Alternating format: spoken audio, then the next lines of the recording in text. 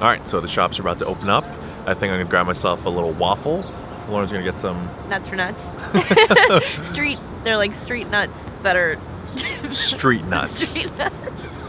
They're so good, and they're probably so bad for you. They're definitely so bad for you. But that's actually what we wanted to talk about. So, the holidays used to stress me out a lot when I used to stress about food because I was so worried about gaining weight over the holidays. And I remember hearing a quote from Alan and Rachel Cosgrove that was so helpful, and they said, it's not about what you eat between Christmas and New Year's, it's about what you eat between New Year's and Christmas. And that this time of year is meant to enjoy, and it's meant to relax and try to just be happy. And sometimes that includes eating waffles and nuts for nuts and things that you don't usually indulge in the rest of the year. And if you're smart about your nutrition, 80% of the time throughout the most of the year, you can take this time to really appreciate those extra little treats.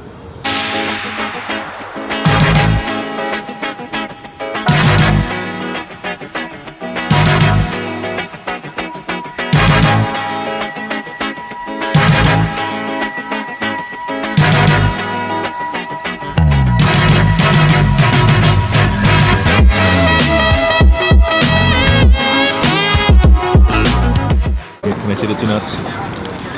I was gonna get a waffle, but I couldn't resist the waffle cakes. Or no, chimney cakes. Chimney cake filled with Nutella, topped with whipped cream.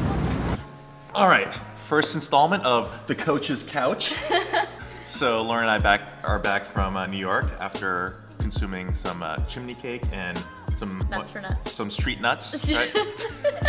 Something we wanted to talk about was this misconception that 2 things. If you want to be fit, you have to completely not eat any of these foods that are considered unhealthy. And number 2, if you're a fitness professional, a coach or a trainer, that you never eat these sort of things.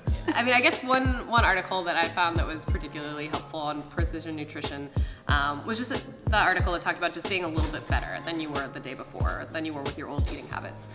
So not like totally sort of prescribing yourself a new meal plan and being super serious about sticking to something that's unrealistic for yourself, but just about being just like a little bit better and kind of take it stage by stage. Yeah, I thought that was a good one. Yeah, I love that. Yeah. I also love, also Precision Nutrition did a infographic on like, if you want to be this lean, you have to make like this amount of sacrifices. Yeah. If you want to be this lean, you have to make this amount of sacrifices. And that really I really related to that because I've found the place that I'm at where I'm comfortable enough that I don't want, and I'm healthy enough that I don't want to make any more sacrifices. And I could if I wanted to get leaner and if I wanted to continue sort of going down a specific path, I could start cutting out wine on a Wednesday night potentially, or like on your casual Wednesday night, but like I want to have that freedom, and there's certain sacrifices that you'll have to make, like that freedom, if you want to take it a step further. But there is a point where you can get to that you can still have that wiggle room and that freedom and still be healthy, but not have to be so obsessive about your food. That infographic I think is like one of the most helpful things ever. So for me, I kind of look at it almost at like a performance level for that. So I go in and out of,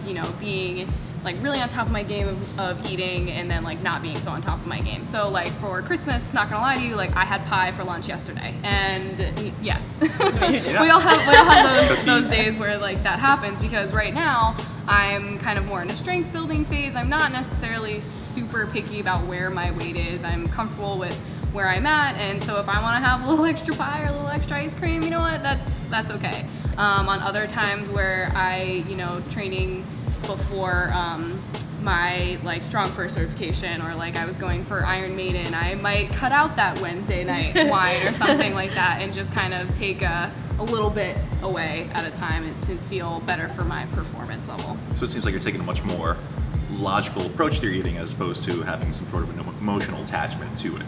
Yeah. Right. Yeah, that pie isn't love. Yeah. That's a big distinction, is like, as long as you're like, we're comfortable doing this because none of us right now are like super emotionally attached to these foods, and that's definitely a big point to make, is that you want to get rid of that emotional attachment as much as possible so that there's not a good or bad. Well, like punishing yourself for having those kinds of foods. Yeah. You know, Yeah, like yeah. I'm not in the gym today punishing myself because of all like the desserts that I've had. I'm in the gym because I'm getting my workout in. That's an awesome point. So basically all of us today did a workout, but none of it was because we like ate churros or whatever we ate yesterday. Like it wasn't because of that. It was because we were able to just do that and enjoy it and then move on and like get back to our normal life. And our normal life is healthy. So when the majority of your life is healthy and you're living this healthy lifestyle, you don't have to beat yourself up for those times where you have to have a treat or have pie for lunch, because it's not your everyday. I mean, obviously there's a line, like you can't have pie for lunch every day and be happy. One of my goals, because I do play semi-pro women's tackle football, is to gain a little extra body armor, so a little protection in the secondary. And for those of you who are literate in football, you understand. And so like I've made a point of at least getting a couple recovery shakes during the week where I add an extra scoop of creatine. It's going beyond that, just kind of like making sure to have like 4 meals a day, not just like 3 with like a snack. So just because the only way you actually are going to get bigger is if you're putting more nutrition into your body. So just having like specific goals like that are tailored toward the sort of longer term goal of busting out of my shirts here. So yeah. I just love that also it's not a common thing to hear like a woman say, I'm trying to get bigger, and I love that, because it shouldn't always be about shrinking yourself, and like that's not the reason, like that's not a great reason to do something. A great reason to do something is to do it for your specific purpose, or like what you're trying to, your performance, or what you're trying to be able to do with your life, not just because you want to be smaller or look smaller and shrink yourself. So I like the conversation of just saying like, this is my sport, this is what I do, and so I'm gonna try to get bigger. Like that's awesome. That is awesome.